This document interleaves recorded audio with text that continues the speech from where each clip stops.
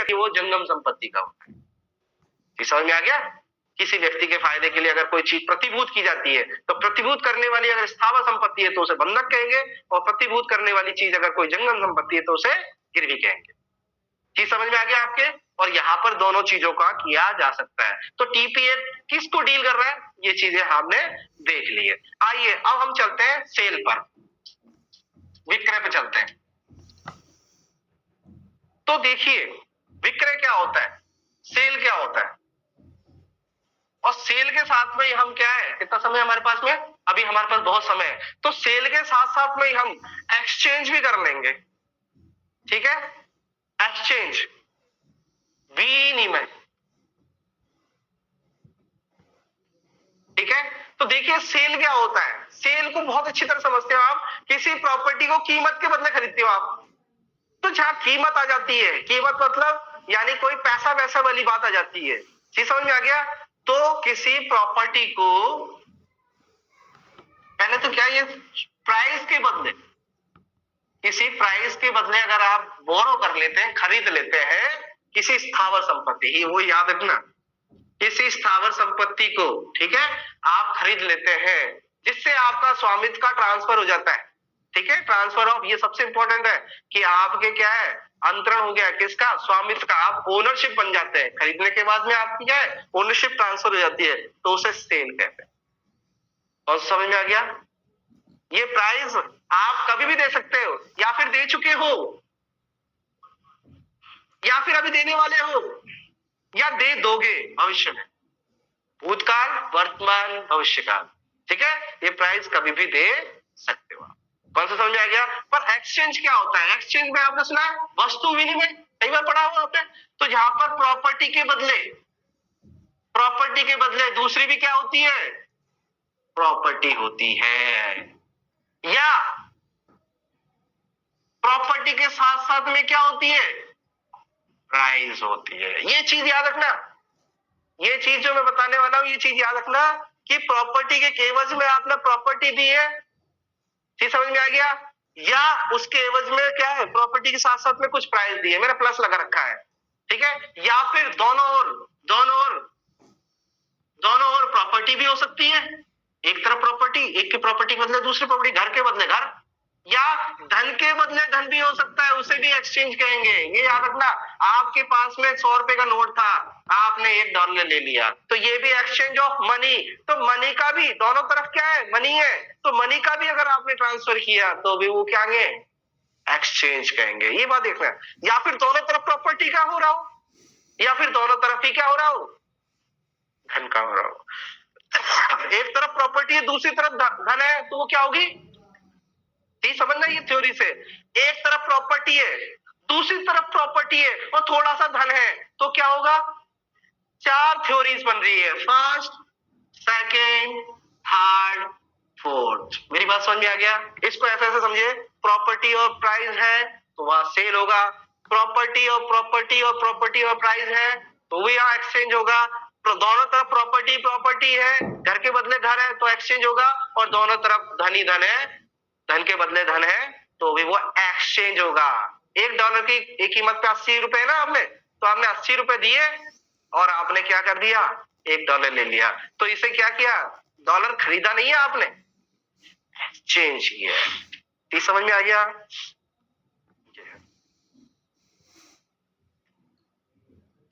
मुझे एक बात बताइए आयुषी, आपसे पूछता हूं, 10 रुपए सॉरी 100 रुपए नोट के लिए जो कटा फटा था, मेरी बात समझना अच्छी तरह, जो नोट थोड़ा सा फट रहा था, उसके एवज में मैंने किसी व्यक्ति से जो सिक्कों का, पुराने नोटों का व्यापार करता है, आपने देखा होगा कई जगह मिल जाएंगे, फटे पुराने नोट वापस लिए जाते हैं, ये चीज लिखा होता है कई जगह, जयपुर में है, बहुत सारी जगह है, और थोड़े दिन पहले जस्ट अखबार में भी आया।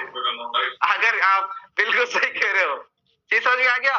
तो बताइए 100 रुपए जो आपके पास फटा हुआ था, उसके एवज में आपने 90 रुपए ले लिए, इट्स एक्सचेंज और वो से, बताइए क्या है, एक्सचेंज है। बताइए क्या है ये, एक्सचेंज ही तो हुआ, पैसे के बदले पैसा ही तो लिया। और बताइए कोई क्या है? आवाज नहीं आ रही है? हाँ नहीं आ रही, बिल्कुल आगे, मेरे को आगे मैडम, आगे मतलब सुन लिया आपका आंसर। और कोई बताना चाहेगा क्या कहेंगे इसे? इसे एक्सचेंज कहेंगे या फिर उसको क्या है वो कहेंगे? ये धन के बदले धन ही है, बस उसकी धन की क्या है, वैल्यू कम है। अदरवाइज इसे विक्रय नहीं कहें कि आपने पैसा ले ली, खरीद लिया है, या पैसा बेच वो आपने विक्रय किया है। नहीं नहीं, यह धन के बदले धन है। और प्रॉपर्टी कौन सी है? स्थावर। और यहाँ पर धन क्या होता है? जंगम। तो इसका थोड़ा सेंस ऑफ ह्यूमर भी लगाना चाहिए आपको। ठीक समझ आ गया? अगर बोले नहीं सर प्रॉपर्टी थी मेरी 100 रुपए की, मैंने 90 रुपए प्राप्त कर लिए, तो ऐसा नहीं है, ये एक्सचेंज हुआ है। यहाँ पर उस 100 रुपए की वैल्यू कितनी है? 90 के बराबर है। ठीक समझ में आ गया?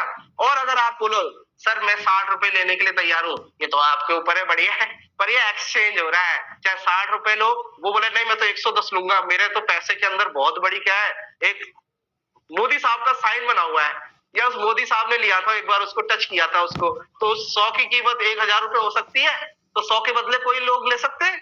आपने देखा कई ऐसे लोग भी है, 786 के नोट को कुछ लोग ऐसे लेना चाहते हैं कि भाई तू तो इसके 10 लाख दे दे, मेरे को दे दे, तो बेचा नहीं है अपना नोट, क्या है उन्होंने एक्सचेंज किया, उसकी वैल्यू वाले क्या है 1 लाख रुपए। कौन सा समझ में आ गया? तो जहां दोनों और मनी होती है, तो पहला कॉन्सेप्ट और दूसरा money, obviously it's not a स्थावर संपत्ति, तो ये यहाँ पर विक्रय नहीं माना जाएगा। जी समझ में आ गया? ये कहना चाहते हैं। तो ये भले ही पैसे की वैल्यू में अगर थोड़ा ऊपर नीचे हो रहा है, तो भी वो एक्सचेंज ही होगा। तो ये थोड़े बहुत कॉन्सेप्ट आपके समझ में आए? आइए अब चलते हैं हम 54 पे, अब चलते हैं हमारे बेसिक थ्योरी पे। तो दोनों को आज के तारीख में कंप्लीट करेंगे। तो ये भी हो गया और ये भी हो गया। ये सेक्शन एक्सचेंज के सेक्शन 1118 से लेकर 121 है। इसमें यहाँ पर केवल टाइटल सेक्शन पूछेंगे आपसे, इतना कोई खास नहीं है। क्यों? क्योंकि ये सेम टू सेम किसके जैसा है, अधिकार दायित्व सब जैसे एक जैसे, जैसे विक्रेता के हैं वैसे इसके हो जाएंगे, सेम टू सेम वही वाली बात कहेगा, तो घबराने की जरूरत नहीं है, ये पढ़ते ही वही कंप्लीट हो जाएगा। तो पहले 54 निकाल के देखिए क्या कह रहा है। ठीक है, देखिए यहां पर कम से कम नहीं तो 4 पैराज हैं। कितने पैरा है? 4, और ये चारों इंपॉर्टेंट है। चीज समझ में आ गया? आइए देखते हैं। विक्रय ऐसी कीमत के बदले, देखो स्वामित्व का अंतरण है, मतलब आपने क्या है, किसी कीमत के बदले क्या है, प्रॉपर्टी की, ऑब्वियसली प्रॉपर्टी की बात कर रहे हैं, तो उसमें क्या होता है, स्वामित्व का अंतरण है। यहां पर मतलब पूर्ण अंतरण हो जाता है। क्या हो रहा है, जैसे आपने प्राइस दे दिया तो एब्सोल्यूट इंटरेस्ट, मैंने बताया था, अगर आपने पहले वाली थ्योरीज पढ़ ली होंगी, पूर्ण इंटरेस्ट कब होगा, निहित इंटरेस्ट कब होगा, नहीं समझे, समाश्रित इंटरेस्ट कब होगा, तो यहां पर जैसे ही प्राइस दे दिया आप एब्सोल्यूट मालिक बन गए यहां पर।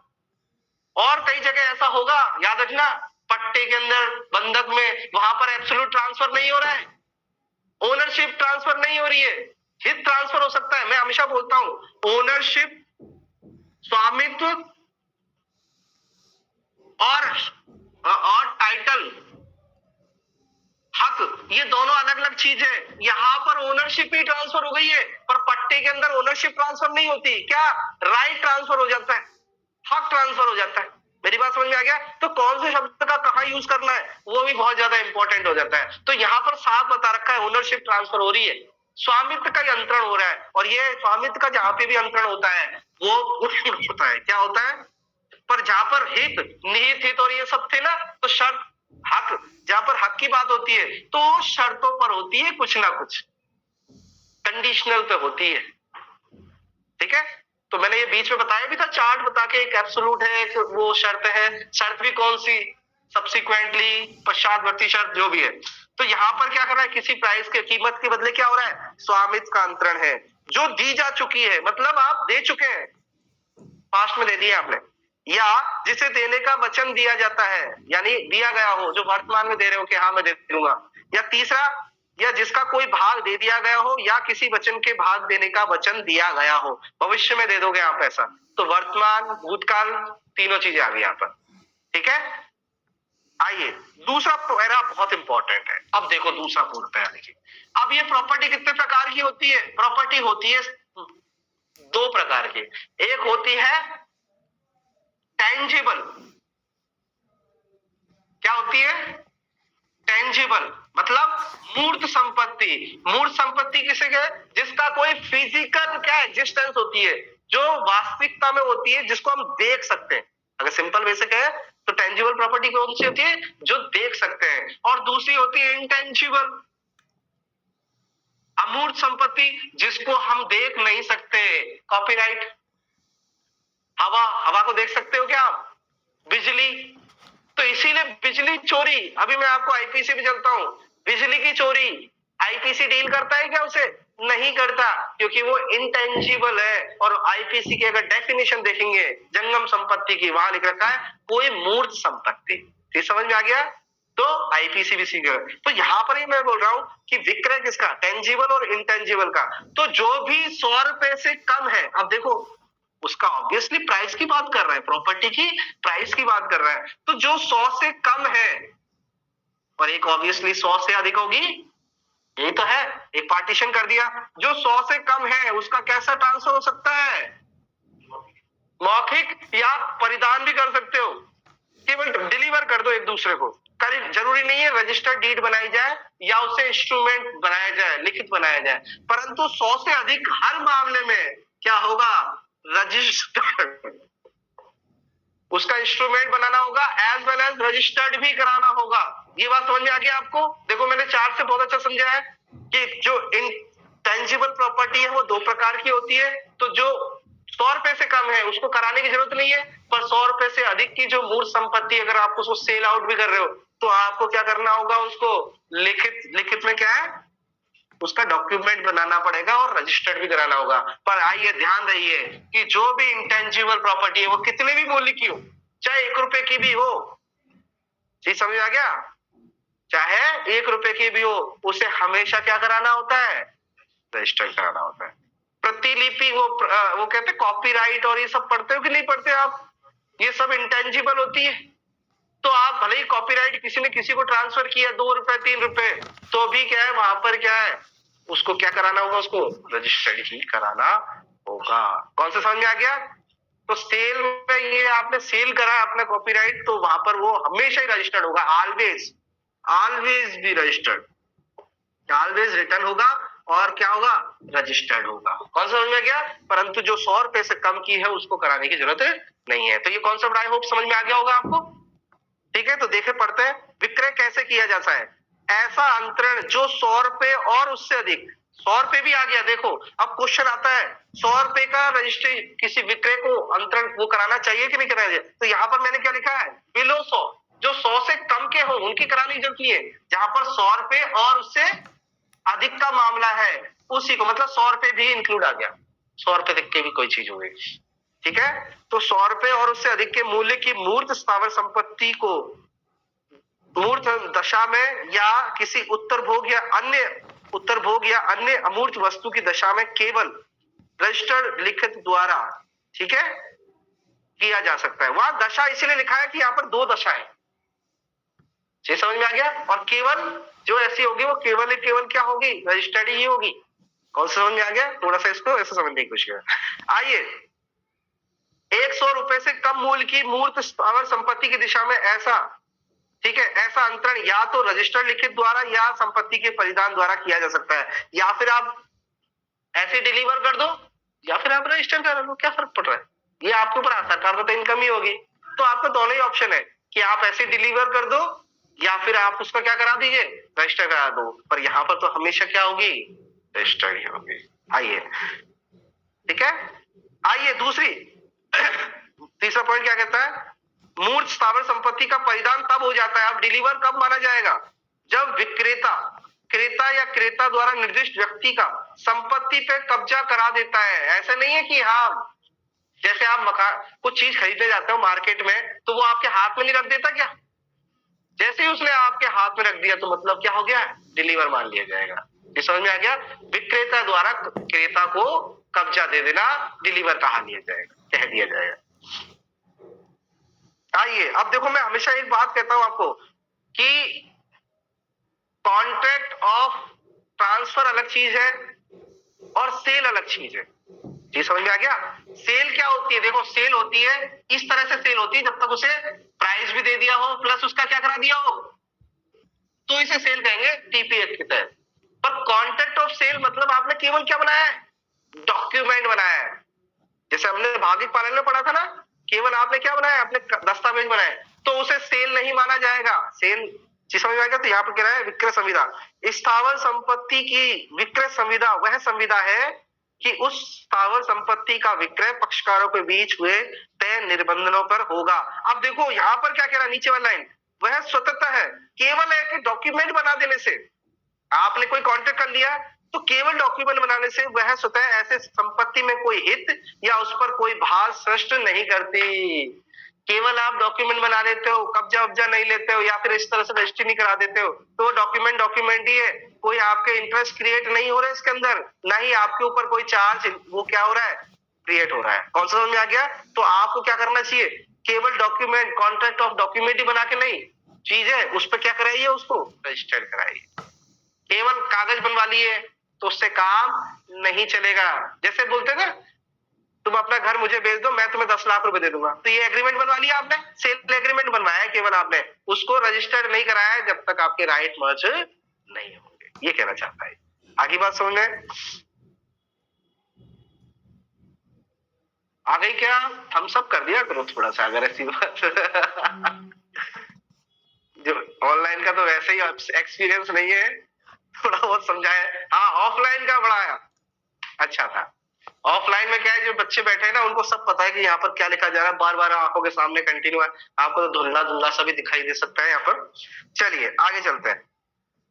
क्रेता और विक्रेता का अधिकार और दायित्व कोई खास नहीं है। आगे चलते हैं थोड़ा सा, इस सेक्शन को आप भी पढ़ना, अगली बार मैं पूछ लूंगा आपसे, मैं इसको कंप्लीट करा देना चाहता हूं अभी। मार्शलिंग का सिद्धांत देखिए, सेक्शन 56 जो इंपॉर्टेंट है, कॉन्सेप्ट समझिए। ये अधिकार और दायित्व तो बच्चे पढ़ते हैं एलएलबी वाले, आप आरजे से तैयारी कर रहे हो, ठीक है? तो आप मार्शलिंग का थ्योरी देखिए। पाश्चिक क्रेता का क्रमबंधन जो सेक्शन 56 में लिख रखा है, सेम टू सेक्शन 81 में भी है, पढ़ा था उस दिन भी हमने बात करी थी। और यही सेक्शन हमने कहा 48 के साथ भी देखने की कोशिश की थी कि किसको प्रायोरिटी मिलेगी, ठीक है? तो इन तीनों को साथ साथ में पढ़ने का प्रयास करना। आइए 56, अगर आपको 56 समझ में आ गया तो 86 भी, 81 भी समझ में आ जाएगा। वो 81 बंधक की बात करता है, ठीक है, और यहाँ पर सेल की बात कर रहा है। तो देखिए क्या कह रहा है, क्रम बंधन, मार्शलिंग, ये क्वेश्चन बहुत बार पूछा जा चुका है, मेंस के एग्जाम में आता है। एक बात याद रखना, कॉन्ट्रैक्ट एक्ट 2 भागों में डिवाइड है, जनरल कॉन्ट्रैक्ट थ्योरीज 1 से लेकर 75 और आपके स्पेसिफिक कॉन्ट्रैक्ट या आपके स्पेसिफिक विनिर्दिष्ट संविधान। तो जनरली क्या होता है, कॉन्ट्रैक्ट में तो जो स्पेशल कॉन्ट्रैक्ट होता है 1 से लेकर 75, उसमें से ज्यादातर क्वेश्चंस आते हैं। देखो सब्जेक्ट भी पढ़ते हैं ना आप, तो आप देखो कि उसमें से किस में से ज्यादा, तो इंपॉर्टेंट क्या है, 1 से लेकर 75। जो दूसरा पार्ट है वो इतना इंपॉर्टेंट नहीं है, 1 या 2 क्वेश्चन आ गया तो आ गया, अदरवाइज वो फर्स्ट से आएगा। परंतु यहाँ पे भी टीपी क्या है, टीपी भी 2 तरह से है, एक जनरल थ्योरीज है 1 से लेकर 53 है, और दूसरी क्या है 54 से लेकर 137। यहां पर दोनों से बराबर आते हैं। यहां पर ये मत सोचना, क्योंकि ये यहां पर जनरल ट्रांसफर की बात कर रहा है, यहाँ स्पेसिफिक ट्रांसफर है, विक्रय स्पेसिफिक ट्रांसफर हो रहा है, अलग अलग उस पर ट्रांसफर हो रहा है, पट्टा बंधक, ये तो ये भी इंपॉर्टेंट है, ये भी इंपॉर्टेंट है। तो यहाँ पर ऐसा नहीं सब थ्योरीज इंपॉर्टेंट हो रही है, ये दोनों ही पार्ट इंपॉर्टेंट होती है, तो किसी को भी आप स्किप नहीं कर सकते। जी समझ में आ गया? और मेंस के जो क्वेश्चंस बनते हैं वो इसमें से बनते हैं। हाँ, और प्री के क्वेश्चंस कौन से बनते हैं, क्या रजिस्ट्रेशन कराना अनिवार्य है या नहीं है, कब उसको नहीं समझा जाएगा, नेगेटिव चीज ज्यादा पूछते हैं यहाँ पे, ठीक है? इन दोनों में डिफरेंस क्या है, जैसे मैं अभी एक्सचेंज और वो बता रहा हूँ ना, ऐसे प्रॉब्लम बेस्ड क्वेश्चंस आती है कई बार। चलिए आइए, क्रम बंधन, क्रम में बांधना, चीजों को क्रम में बांधा, इसे कहते हैं क्रम बंधन।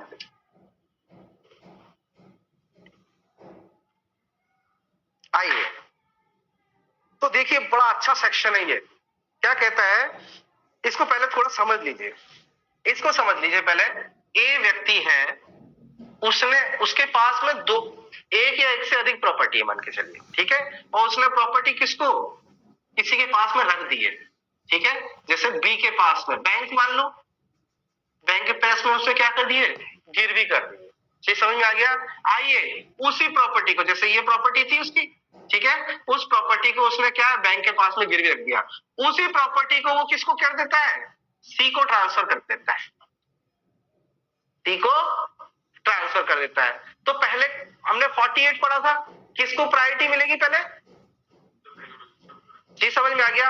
अब आइए समझिए यहां पर बात को समझिए। अब यहां पर बैंक के पास में 3 प्रॉपर्टीज है, 1 2 और 3, जी समझ में आ गया, 3 प्रॉपर्टीज है। अब उनमें से एक प्रॉपर्टी तीनों बैंक के पास है, किसके पास है, तीनों बैंक के पास है, उसने उसको बंधक कर दिया। बैंक के पास में क्या की जाती है, प्रॉपर्टी मॉर्गेज कर दी, ठीक है। और उस बाद में उनमें से एक प्रॉपर्टी को क्या कर दिया उसने, सी को सेल कर दिया। आइए वो व्यक्ति क्या पूर्णतः उसमें अधिकार मर्ज हो गए, क्या क्या ट्रांसफर हो गए, क्या पूर्ण अधिकार आ गए, क्या देखिए पूर्ण अधिकार तो आ गए पर प्रॉपर्टी पर कब्जा नहीं आएगा। देखिए यहां पर समझ में आ गया, मालिक तो बन गया पर पोजीशन नहीं आएगा। पोजीशन कैसे आएगा, वो बैंक उस जिसे मान के चलिए उसने उससे कितना 2 करोड़ रुपए इसने लिए थे इससे, मेरी बात समझ में आ गया। तो इसने 2 करोड़ के एवज में अपनी 3 प्रॉपर्टी जो 1 करोड़ की थी, एक घर उसका क्या है 50 लाख का था और दूसरा घर भी क्या है कम से कम 1 करोड़ का, मतलब उसने क्या है 2.5 करोड़ रुपए क्या है बंधक रख दिया। कितना पैसा ले लिया, 2 करोड़ रुपए ले लिए, चीज समझ में आ गया। अब वो बैंक के पास में जाता है और वो व्यक्ति क्या अपनी प्रॉपर्टी, उनमें से एक property A B C, A property को वो सेल कर देता है, कितने की थी 1 करोड़ की, ठीक है। और तो क्या उसको जो सी ने जो सेल करी थी, खरीदी थी, क्या उसको वो प्राप्त कर सकता है, बताइए क्या उसको वो प्राप्त कर सकता है, नहीं कर सकता, क्योंकि वो क्या है बंधक है। पहले ये अपने आप को सेटिस्फाइड करेगा, 2 करोड़ है 2.5 करोड़ की बात है, अगर उसने 1 करोड़ रुपए की इसको प्रॉपर्टी दे भी दी मान के चलिए, तो उसके पास कितना रह जाएगा 1.5 करोड़। अब वो 1.5 करोड़ से क्या वो सेटिस्फाइड हो सकता है 2 करोड़ का लोन, कतई नहीं हो सकता। इसीलिए जब तक वो सेटिस्फाइड नहीं हो जाता, जब तक इसको कोई राइट नहीं मिलेगा। कौन सा समझ में आ गया। तो पहले वो लोन का चुकाएगा, अगर बेच बैच के चुकाना है तो, ठीक है। तो यहां पर जब तक उसका राइट नहीं बनेगा, ये समझ आ गया। पर अगर मान के चलिए वो कितना था 1 करोड़ था, लोन कितना लिया था इन्हें 1 करोड़ रुपए, और वही सेम टू सेम 2.5 करोड़ रुपए उसने क्या कर रखे हैं वहां कर रखे हैं। तो अब सी बैंक वालों को बोल सकता है कि सर मेरे को अपना क्या है ये प्रॉपर्टी दे दीजिए, आपके पास में 2 प्रॉपर्टी है और उन 2 प्रॉपर्टी का कितना है 1.5 करोड़ है, तो वो उसको प्राप्त करने के लिए क्या कर सकता है, सूट फाइल कर सकता है, उससे प्राप्त भी कर सकता है, बैंक वाले दे भी देंगे अगर वो सेटिस्फाइड हो जाता है। ये समझ में आ गया, दोनों बता दिया कि अगर वो पूर्ति हो सकती है, ठीक है, तुष्टि हो सकती है, शब्द आएगा तुष्टि हो सकती है तो कर लेगा, अन्यथा नहीं कर पाएगा। कौन सा समझ में आ गया, यही है क्रम बंधन का। तो देखो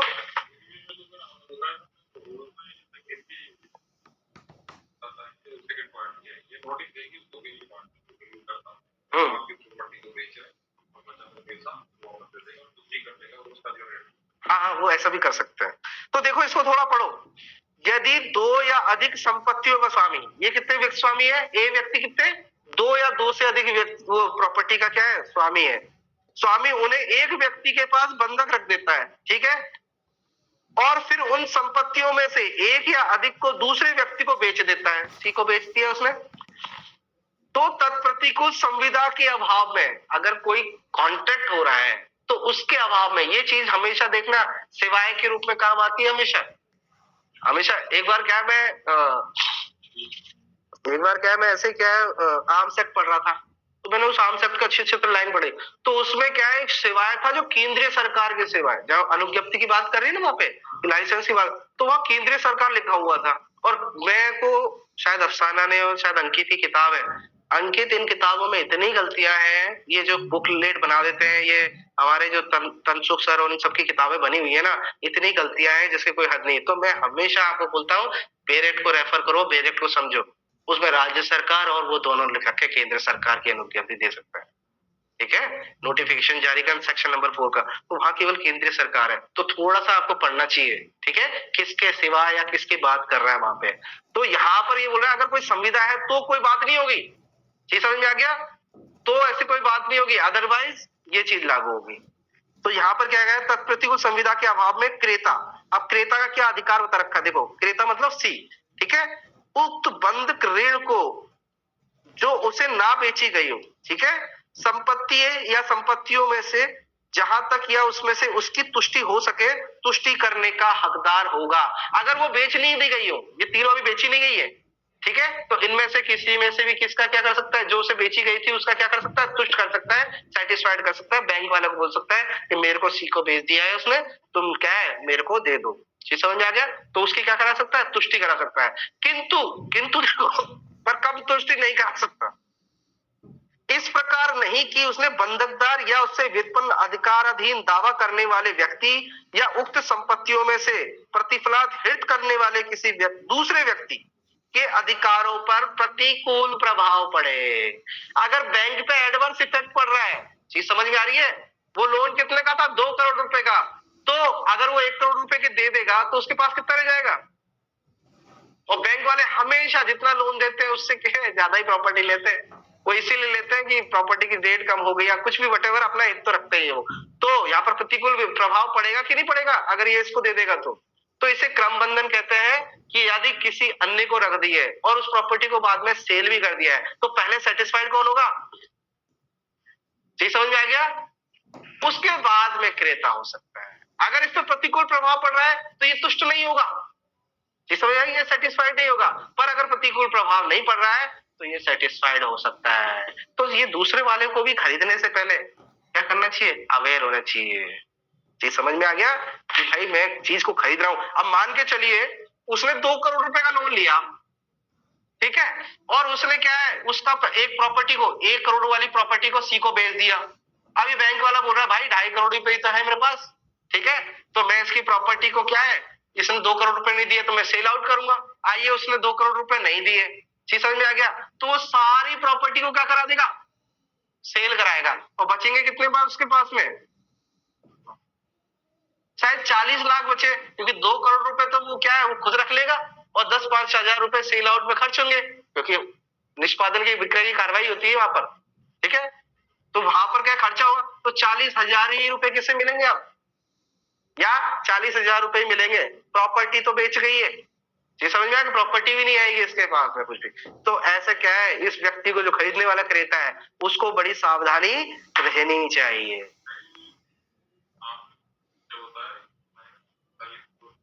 देखिए 2.5 करोड़ रुपए की प्रॉपर्टी थी, 2 करोड़ रुपए उसने वो लोन ले रखा था, अब बैंक वाला अपने आप को सेटिस्फाइड करना चाहता है क्योंकि ये तो नहीं दे रहा है, ठीक है, और उसने तो अपना पल्ला झाड़ दिया, ठीक है, तो वहां पर क्या है, इसीलिए कहते हैं इसको सद्भावी क्रेता हुआ तो बच जाएगा, नहीं हुआ तो यहाँ पर इसमें कपट फूट की तरीके से ये लायबल हो जाएगा पीछे की तरह, क्योंकि इसने धोखा देने के आशय से पीछा था, ठीक है। तो आइए, तो मैं कहना चाहता हूँ बी ने अगर 2 करोड़ रुपए नहीं दिए तो बैंक वाला उसको नीलामी कराएगा और अपने 2 करोड़ वसूल करेगा, तो 2 करोड़ तो वसूल करेगा ही करेगा, 10-5 हजार रुपए खर्चे भी तो होते हैं नीलामी के।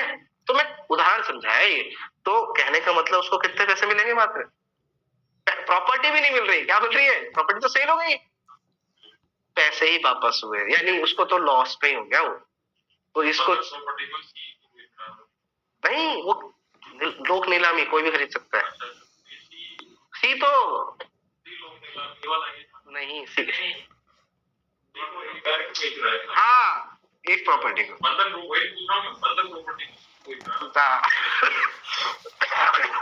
क्रम बंधन समझ में आ गया आपको,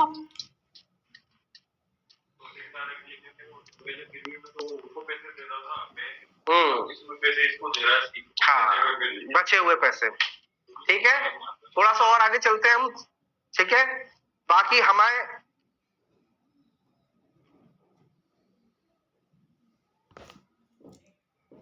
सेक्शन 57 छोड़ दो, आइए एक्सचेंज पे आइए, 118 पे आइए, उसमें थोड़ा एक कॉन्सेप्ट और समझाना मेरे को। 118 ये आपको विक्रय संबंधित समझ में आ गया, केवल 54 ध्यान रखना, 55 अधिकार पढ़ी लेना, और 56 मैंने क्रम बंधन बताई दिया आपको, ठीक है, एक एक लाइन सहित बता दिया।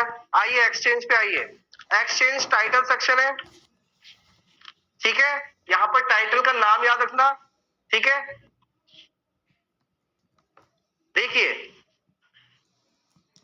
जबकि दो व्यक्ति एक चीज का स्वामित्व, दो व्यक्ति हैं, ठीक है, एक चीज का स्वामित्व किसी अन्य चीज के स्वामित्व के लिए परस्पर अंतरित करते हैं।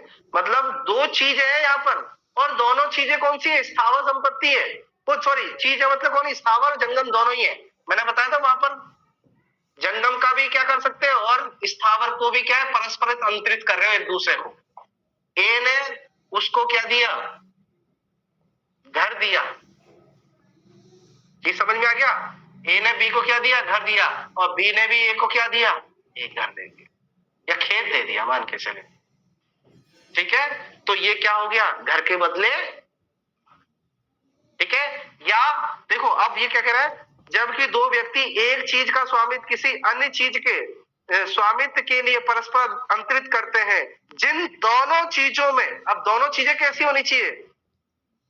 कोई भी केवल धन नहीं हो, ठीक है, या दोनों चीजें क्या हो? केवल धन हो। यहां पे कहना चाहता है तो दोनों धन नहीं है तो मतलब वो कौन सी प्रॉपर्टी है?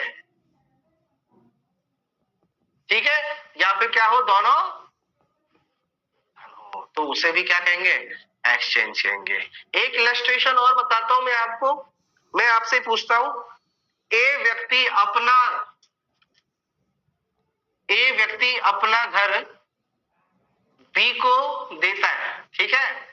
बी व्यक्ति उस एवज में उसको 40 लाख रुपए देता है, प्लस अपना 1 बीघे का खेत जिसकी कीमत थी 10 लाख रुपए।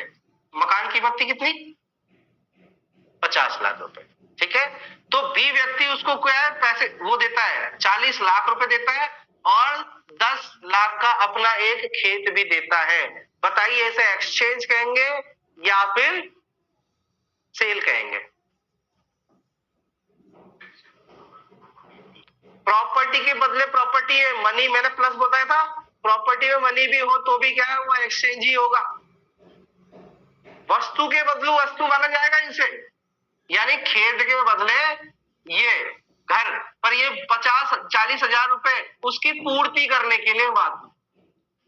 कौन सा हो जाएगा? जैसे आप मोबाइल लेने जाते हो आजकल ऑफर आता है कि नहीं आता? पुराने मोबाइल के बदले में नया मोबाइल लीजिए, तो वो एक्सचेंज करते हैं, तो कुछ पैसा भी तो लेते हैं ऊपर से। समझ में आ गया? तो उसे एक्सचेंज करेंगे। ऐसे नहीं आपने सेल कर दिया उसे। तो अगर उसमें कुछ मूल्य भी है, ठीक है, तो भी उसे एक्सचेंज माना जाएगा। पर ये बात थोड़ा सा अटकती नहीं है, एक बार अपवाद में बताया था। अगर पैसा बहुत ही ज्यादा है, देखो मैं ये थ्योरी नहीं बताना चाह रहा आपको, कंफ्यूज करने के लिए नहीं बता रहा। 99% यही चीज लागू होती है।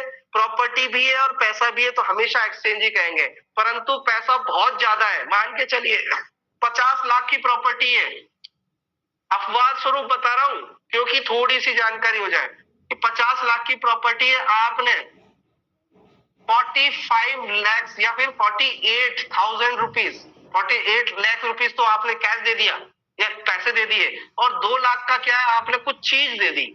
चीज में कुछ भी हो सकती है, मूवेबल भी हो सकती है, इमूवेबल भी हो सकती है। आपने अपनी घड़ी दे दी 2000 या अपना क्या है? अपना गहना दे दिया। कौन सा समझ में आ गया? तो धन भी दे दिया 48 लाख और कुछ धन भी दे दिया, ठीक है। तो वहां पर इसको क्या माना जाएगा? सेल ही माना जाएगा। जहां पर मात्रा, मूल्य की मात्रा, चीज समझा, प्राइस की मात्रा अत्यधिक हो, अत्यधिक मतलब बहुत ज्यादा हो, चीज समझ आ गया, तो वहां पर क्या है? उसको विक्रय ही माना जाता है। उदाहरण समझो कि जैसे मैं आपका घर खरीदने गया, चीज समझ में आ गया, मैंने आपका घर खरीदा, आपकी घर की कीमत है 50 लाख रुपए, 5 लाख बोल देता हूं, अभी तो 50 लाख पे ज्यादा पहुंच जाता है, 5 लाख रुपए मैंने आपको 4,99,000 रुपए दे दिए, ठीक है, और अपनी एक घड़ी दे दी, अपनी घड़ी दे दी, तो ये पूरा कॉन्ट्रैक्ट क्या होगा? केवल घड़ी के चक्कर में वो एक्सचेंज नहीं माना जाएगा, इसको सेल ही कहेंगे।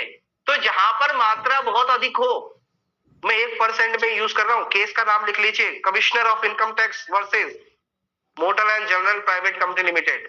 इस केस में बताया था एक थ्योरी, लिख लो, केस का नाम लिखो, कमिश्नर ऑफ इनकम टैक्स,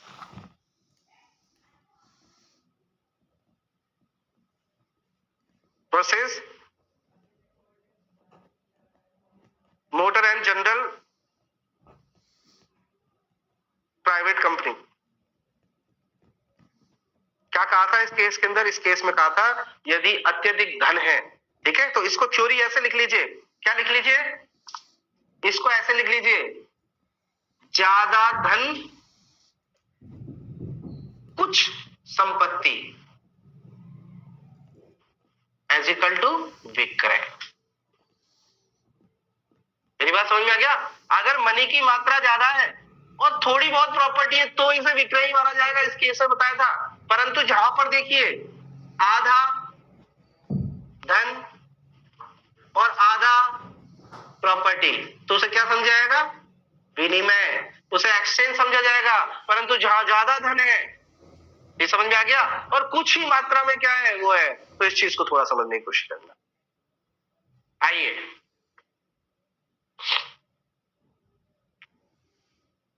तो मैं क्या पढ़ा दोबारा देखिए, जबकि दो व्यक्ति एक चीज का स्वामित्व किसी अन्य चीज के स्वामित्व के लिए परस्पर अंतरित करते हैं, जिन दोनों चीजों में कोई भी केवल धन नहीं है या दोनों चीजें केवल धन है, तब वह व्यवहार विनिमय कहा जाता है। अब देखो ये दूसरा पैरा क्या कह रहा है, ये वैसे ही कह रहा है कि जैसे विक्रय में लागू होता था ना, वैसे ही लागू होगा इसका भी। तो विनिमय को पूर्ण करने के लिए संपत्ति का अंतरण केवल ऐसे प्रकार से किया जा सकता है जैसा कि संपत्ति के विक्रय द्वारा किया जाता था। वहां 100 रुपए से कम और 100 रुपए से अधिक का अमूर्त और ये सब का वहां देख लेना, कितना क्या ट्रांसफर किया जा सकता है, परिधान कैसे करना है 100 रुपए से कम का, वो सब देख लेना।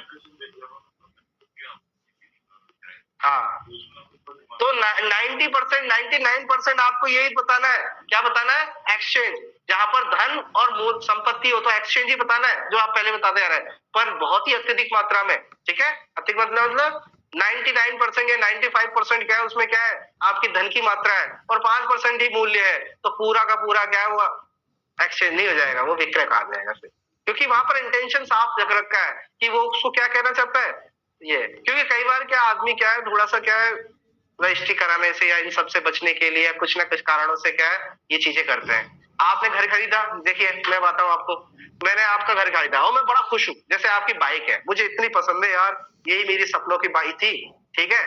तो मैंने क्या किया, मैंने उससे बाइक ले ली, उसकी बाइक की कीमत थी 1 लाख रुपए, मैंने उसकी क्या दे दिए, मैंने उसको दे दिए 90,000 रुपए, ये 1 लाख रुपए ही दे दिए मान के चलो, देखो। और मैंने खुश होके क्या दे दी, घड़ी भी दे दी। समझ में आ रही है? मैंने क्या दे दी, घड़ी भी दे दी, और 1 लाख रुपए जो बाइक की कीमत थी वो भी दे देंगे। अब बताइए इसे क्या कहोगे आप, बताइए, आप ही बताइए, सेल ही कहोगे। ये घड़ी तो मैंने जो दूसरी संपत्ति दी है तो उसके बिल्कुल परस्पर तो नहीं हुई, देखो शब्द आ रहा है, परस्पर अंतरित करने के लिए, ऐसा लगना चाहिए कि हाँ भाई वो चीज इस तरह से एक्सचेंज ही करना चाहते हो। अब यहाँ 90% तो मैंने पैसा ही दे दिया, इवन 100% भी पैसा दे दिया, पर कुछ एवज में कुछ वस्तु भी दे दी, तो केवल वस्तु दे देने से वो विक्रय खत्म नहीं हो जाता। आगे बात समझ में?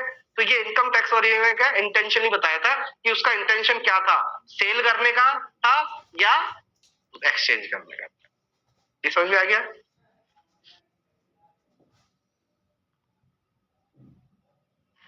और ये क्या है, वैसे ही किया जाएगा जैसे विक्रय द्वारा, ठीक है, और विक्रय द्वारा हम पढ़ चुके हैं।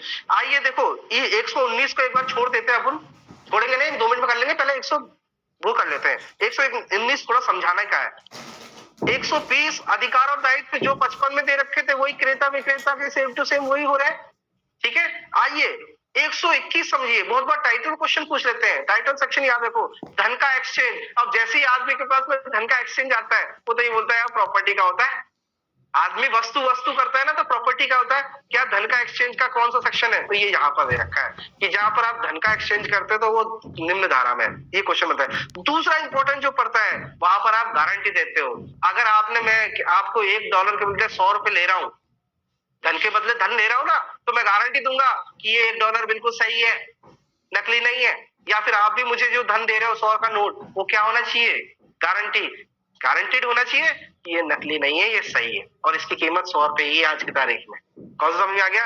आज की तारीख में पुराने नोट थे, मोदी साहब ने बंद करा दिए, तो मैं किसी अंग्रेज को कोई बोला अंग्रेज की यार मैं विदेश से आया हूँ और मुझे क्या है मनी एक्सचेंज कराना है, तो मनी एक्सचेंज कराने में क्या वो मोदी सरकार ने बंद किए नोट दे सकता हूँ?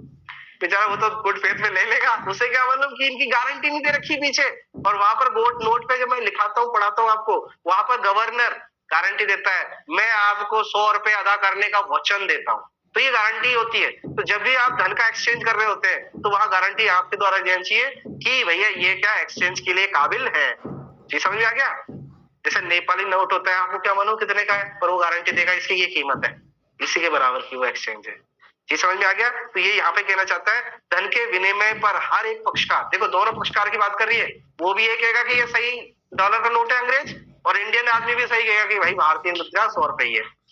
तो हर एक पक्षकार अपने द्वारा दिए गए धन के असली होने की वारंटी देता है। ये समझ में आ गया? ये कहना चाहता है। तो अब आइए हमारा सेक्शन 119 119 को थोड़ा सा पढ़ लेते हैं।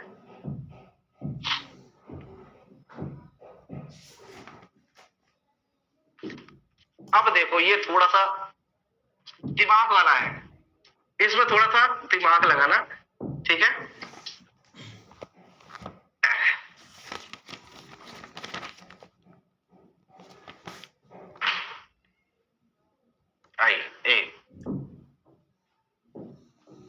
ए ने बी को अपना घर दे दिया, ठीक है? इसको घर दे दिया। बी ने बोला कि ठीक है मुझे क्या चाहिए, अगर पैसे दे देता तो सेल हो जाता, पर इसने भी इसे क्या दे दिया, खेत दे दिया। आगे बात समझ में? ये बात समझ में आ गई? ए ने इसको घर दे दिया, बी ने उसको अपना खेत दे दिया, ये एक्सचेंज है। चलिए अब टाइटल देखिए, विनिमय में प्राप्त चीज से वंचित किए गए पक्षकार का अधिकार। देखो कितनी बड़ी बात कर रहा है, ए ने इसे बी को घर दिया और बी ने इसे खेत दे दिया। आइए इसे हक नहीं था, हक इसको घर देने का हक नहीं था, ऐसा कई बार पढ़ा है ना। अपराधिकृत व्यक्ति द्वारा अंतरण, जो प्राधिकृत नहीं है उसने अंतरण कर दिया, अर्थात उसे हक नहीं था। अब इसको तो हक था, इसके पास तो खेत चले गया, पर इसके पास में क्या नहीं आया, घर नहीं आया बेचारे पास में। तो अब इसके क्या क्या अधिकार होंगे वो यहाँ पर बताने के प्रयास किया गया है। ये समझ में आ गया? इस चीज को देखो, ठीक है? तो ये क्या है, दो अंडरलाइन करने की बात है यहाँ पर। जो भी उसे इसके हानि हुई है, तूने खेत तो रख लिया पर घर नहीं दिया, तो इसको हानि हुई है, तो पहला इसको क्या ले सकता है, ये हानि प्राप्त कर सकता है, कंपनसेशन प्राप्त कर सकता है। जो भी इसको एक्सचेंज से हुई, एक्सचेंज का जो ट्रांजेक्शन किया था ना, उससे जो आपको लॉस हुआ है वो सारी हानि ले सकता है। तो हानि के लिए ठीक है दावा कर सकता है। और दूसरा कह सकता है कि भैया तू मुझे अपना खेत लौटा दे जो मैंने तेरे को दिया था। ऐसा हो सकता है कि नहीं हो सकता? ठीक है, तो इन दोनों को याद रखना, ठीक है? अब मैं पढ़ता हूं इसको। यदि विनिमय का कोई पक्षकार या ऐसे पक्षकार से व्युत्पन्न अधिकार के द्वारा या अधीन दावा करने वाला कोई व्यक्ति, देखो तीन व्यक्ति है यहाँ पर। पहला व्यक्ति कौन है, ये बी, कोई पक्षकार, ठीक है? दूसरा क्या है, या पक्षकार के व्युत्पन्न अधिकार के द्वारा या किसी को अधिकार उत्पन्न हुए, ठीक है? या तीसरा पॉइंट करना है, अधीन दावा करने वाला कोई व्यक्ति, एलआर, ये मर गया इसका एलआर, ऐसा भी तो हो सकता है। ये तीनों एक ही बात कर रहे हैं, तीनों की बात एक ही बात कर रहा है, ठीक है?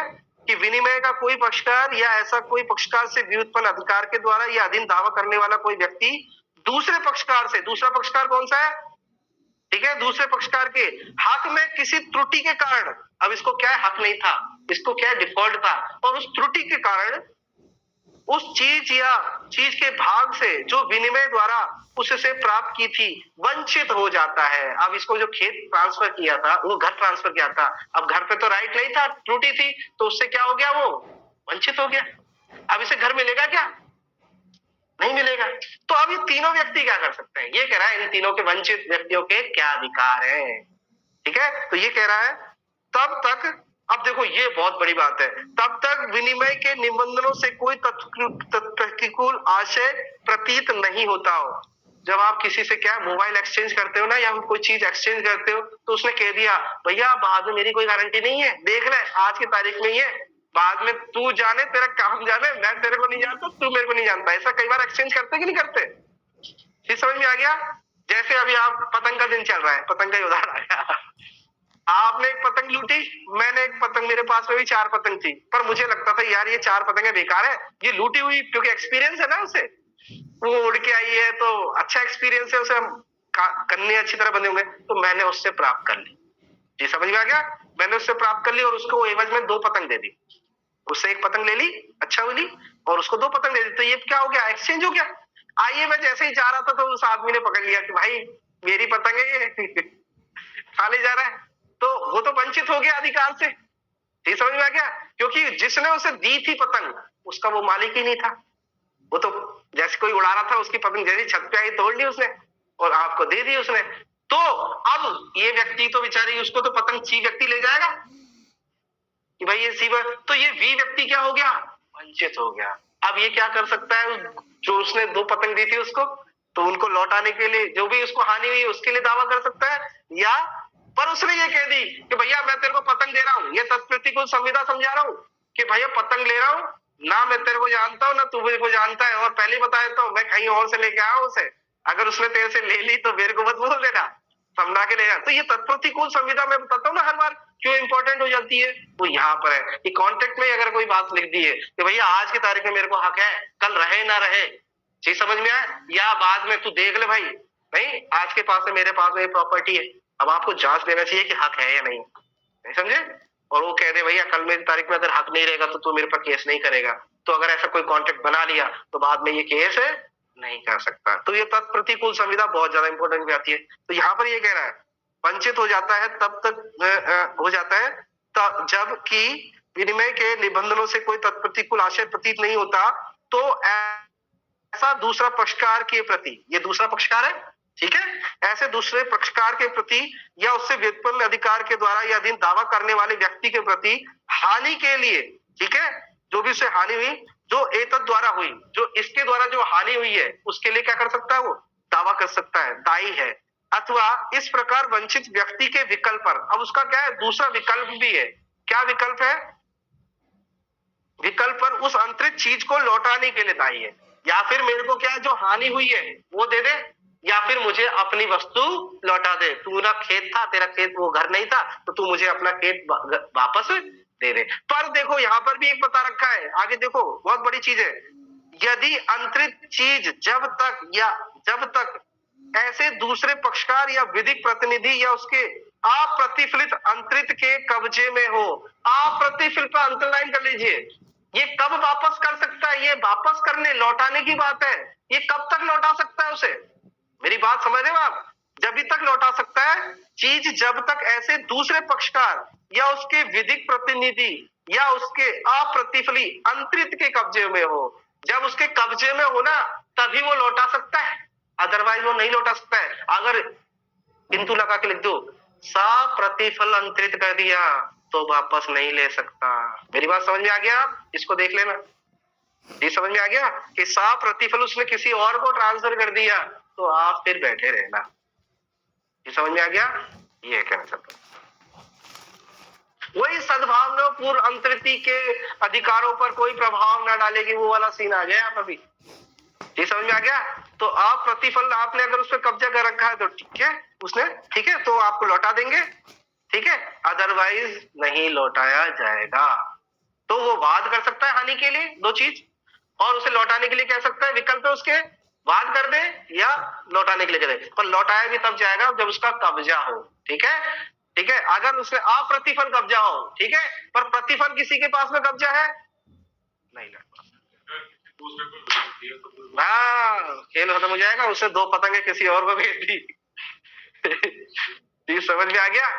तो आई होप मैंने आज थोड़ा सा खींचने का प्रयास किया था, ठीक है, पर आपको सब कुछ समझ में आ गया होगा। मैंने एक्सचेंज खत्म कर दिया, मैंने सेल खत्म कर दिया, ठीक है, और मैंने आपको 53, 52, 53, 53 ये करा दिया। अब कल की तारीख में हम क्या कर लेंगे? कल यानी मंडे को, कल संडे, मंडे को हम क्या कर लेंगे? आपका पहले बंधक पढ़ लेंगे, ठीक है, फिर उसके बाद में नहीं बंधक के पहले बंधक पढ़ के फिर पट्टा पढ़ के और फिर दान कर लेंगे, तीनों कर लेंगे एक साथ ही।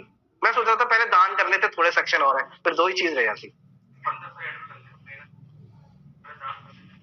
दान, चलो मंडे को दान कर लेंगे, ठीक है।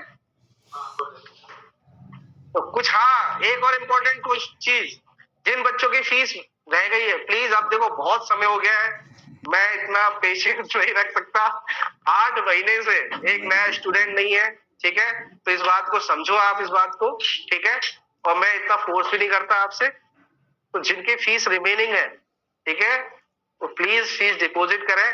ये टीचर से कभी प्लीज मत बुलवाया करो आप, ठीक है। तो कोशिश करो देने की, अभी भी देखो कोशिश ही कह रहा हूं मैं आपसे, पूरी तरह से देने की कोशिश, ठीक है। जिनकी आ गई है मैं उनके लिए नहीं कह रहा, जिनकी नहीं आई है, ठीक है, वो सब जानते हैं कि किसकी नहीं आई है, ठीक है। नए साल पे मेरे को भी तो थोड़ी सी जेब भरी होनी चाहिए मेरी, नया साल आ रहा है सबके लिए, ठीक है। तो मैं मैसेज डाल भी दूंगा, जिनकी रिमेनिंग फीस है कैसे भी करके देंगे, क्योंकि मुझे सख्त आवश्यकता है। चलिए, ओके, थैंक यू।